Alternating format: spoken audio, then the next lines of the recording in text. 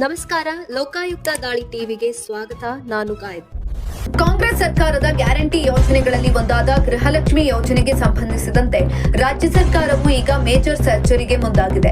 ಪ್ರಸ್ತುತ ಇಡೀ ರಾಜ್ಯದಲ್ಲಿ ಸುಮಾರು 1,30,30,00,000ಕ್ಕೂ ಅಧಿಕ ಮಹಿಳಾ ಫಲಾನುಭವಿಗಳು ಈ ಯೋಜನೆಯಡಿ ಪ್ರತಿ ತಿಂಗಳು 2,000 ರೂಪಾಯಿಗಳ ಆರ್ಥಿಕ ನೆರವನ್ನ ಪಡೆಯುತ್ತಿದ್ದಾರೆ. ಆದರೆ ಇತ್ತೀಚಿನ ದಿನಗಳಲ್ಲಿ ಯೋಜನೆಯ ಅನುಷ್ಠಾನದಲ್ಲಿ ಕಂಡುಬಂದಿರುವ ಕೆಲವು ಗಂಭೀರ ಲೋಪದೋಷಗಳು ಹಾಗೂ ನಕಲಿ ಅರ್ಹತೆಗಳ ಹಾವಳಿಗೆ ಶಾಶ್ವತವಾಗಿ ಬ್ರೇಕ್ ಅನ್ನು ಹಾಕುವುದಕ್ಕೆ ಸರ್ಕಾರವು ಇನ್ನು ಮುಂದೆ ಬಯೋಮೆಟ್ರಿಕ್ ಪ್ರಕ್ರಿಯೆಯನ್ನ ಕಡ್ಡಾಯಗೊಳಿಸಲು ಕಠಿಣ ನಿರ್ಧಾರವನ್ನ ಕೈಗೊಂಡಿದೆ. ಯೋಜನೆಯ ದುರುಪಯೋಗವನ್ನ ಸಂಪೂರ್ಣವಾಗಿ ತಡೆಗಟ್ಟಲು ಮತ್ತು ಕೇವಲ ಅರ್ಹ ಮಹಿಳೆಯರಿಗೆ ಮಾತ್ರ ಸರ್ಕಾರದ ಧನ ಸಹಾಯ ತಲುಪುವಂತೆ ಮಾಡಲು ಮಹಿಳಾ ಮತ್ತು ಮಕ್ಕಳ ಅಭಿವೃದ್ಧಿ ಇಲಾಖೆಯು ಹೊಸ ಮಾರ್ಗಸೂಚಿಯನ್ನು ಸಿದ್ಧಪಡಿಸಿದೆ. ಈ ಹೊಸ ನಿಯಮದ ಪ್ರಕಾರ ಗೃಹಲಕ್ಷ್ಮಿ ಯೋಜನೆಯ ಮಾಸಿಕ ಹಣವನ್ನ ನಿರಂತರವಾಗಿ ಪಡೆಯಲು ಪ್ರತಿಯೊಬ್ಬ ಫಲಾನುಭವಿಯು ತಮ್ಮ ಹೆಬ್ಬೆಟ್ಟಿನ ಗುರುತು, ಕಣ್ಣುಗಳ ಸ್ಕ್ಯಾನಿಂಗ್ ಅಥವಾ ಮುಖದ ಗುರುತನ್ನ ನೀಡಿ ತಮ್ಮ ಜೀವಂತಿಕೆ ಹಾಗೂ ಅರ್ಹತೆಯನ್ನ ಸಾಬೀತುಪಡಿಸಬೇಕಾಗುತ್ತದೆ.